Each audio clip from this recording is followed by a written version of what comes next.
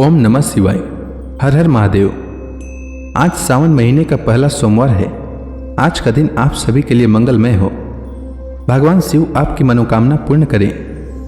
आप हमारे चैनल पर आज के दिन सोमवार व्रत की कथा भी सुन सकते हैं।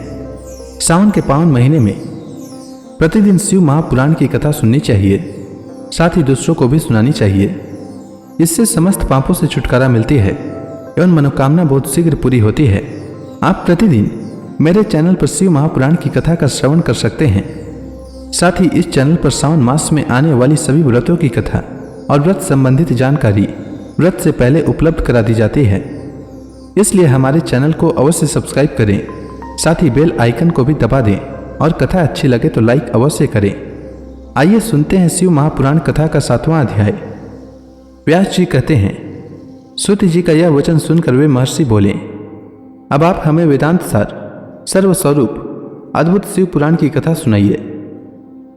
सूत जी ने कहा, आप सब महर्षिगण रोग शोक से रहित कल्याण में भगवान शिव का स्मरण करके पुराण प्रवर शिव पुराण की, जो वेद के सार तत्व से प्रकट हुआ है, उसकी कथा सुनिए।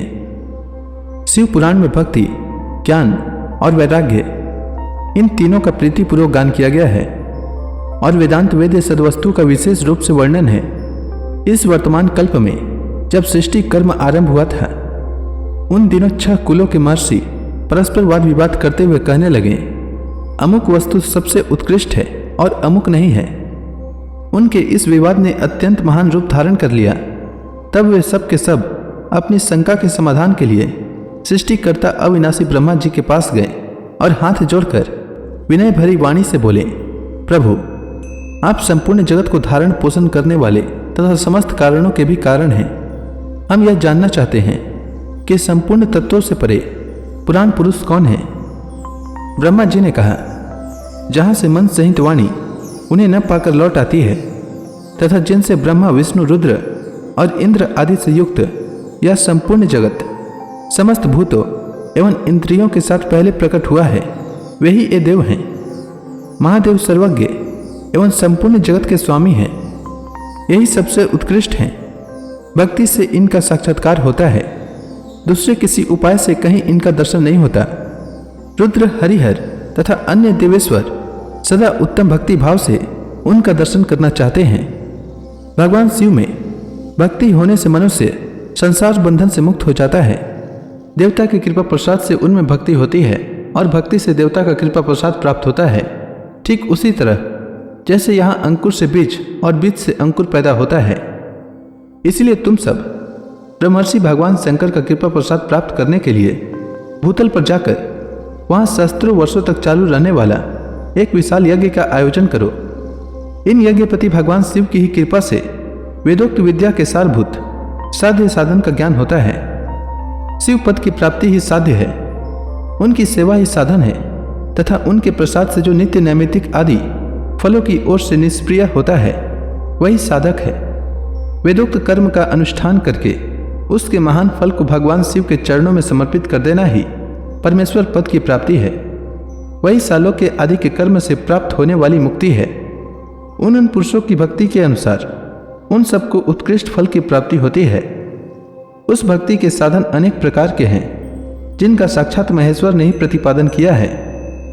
उनमें से सारभूत साधन को संक्षिप्त करके मैं बता रहा हूँ। कान से भगवान के नाम गुण और लीलाओं का श्रवण, वाणी द्वारा उनका कीर्तन तथा मन के द्वारा उनका मनन, इन तीनों को महान साधन कहा गया है। तात्पर्य यह है कि महेश्वर का श्रवण, कीर्तन और मनन करना चाहिए। यह श्रुति का वाक्य हम सब के लिए प्रमाणभूत है। इसी साधन में संपूर्ण मनोरथों की सिद्धि में लगे हुए आप लोग परम साध्य को प्राप्त हों।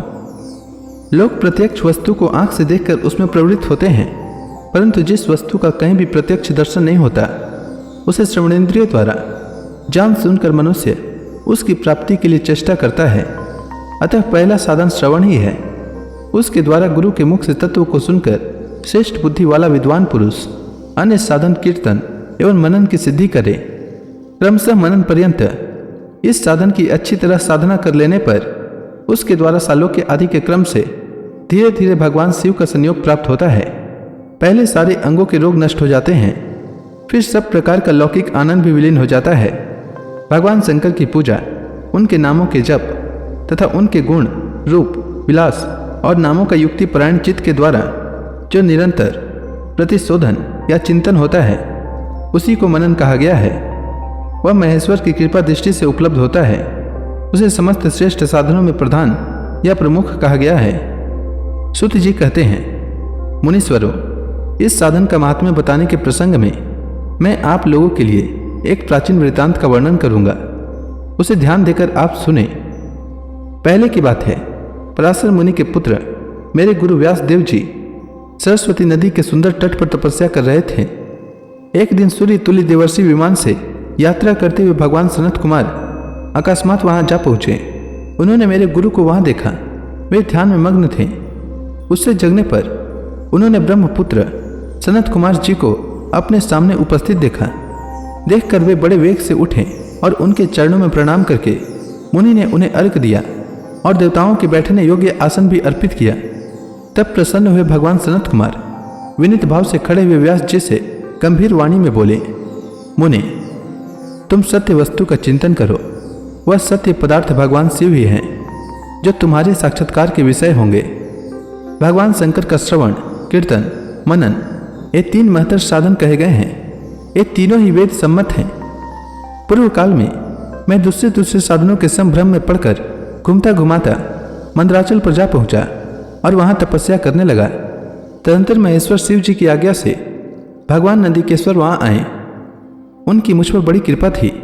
वे सबके साक्षी तथा शिव गणों के स्वामी भगवान नंदिकेश्वर मुझे स्नेहपूर्वक मुक्ति का उत्तम साधन बताते हुए बोले, भगवान शंकर का श्रवण, कीर्तन और मनन, ये तीनों साधन वेद सम्मत हैं और मुक्ति के साक्षात कारण हैं। यह बात स्वयं भगवान शिव ने मुझसे कही है। अतः ब्राह्मण, तुम श्रवणादि तीनों साधनों का ही अनुष्ठान करो। व्यास जी से ऐसा बारंबार कहकर अनुगामियों सहित ब्रह्मपुत्र सनत कुमार परम सुंदर ब्रह्मधाम को चले गए। इस प्रकार पूर्व काल के इस उत्तम वृत्तांत का मैंने संक्षेप से वर्णन किया है। ऋषि बोले, सूत जी, श्रवणादि 3 साधनों को आपने मुक्ति का उपाय बताया है, किंतु जो श्रवण आदि तीनों साधनों में असमर्थ हो, वह मनुष्य किस उपाय का अवलंबन करके मुक्त हो सकता है? किस साधनभूत कर्म के द्वारा बिना यत्न के ही मोक्ष मिल सकता है? तो इसी के साथ यह अध्याय समाप्त हुआ। इसके आगे सूत जी ने क्या कहा, यह मैं कल के अध्याय में सुनाऊंगा। तब तक के लिए भगवान शंकर का नाम लेते रहें। तो प्रेम से बोलिए, भगवान शिव की जय, माता पार्वती की जय, समस्त देवी देवताओं की जय।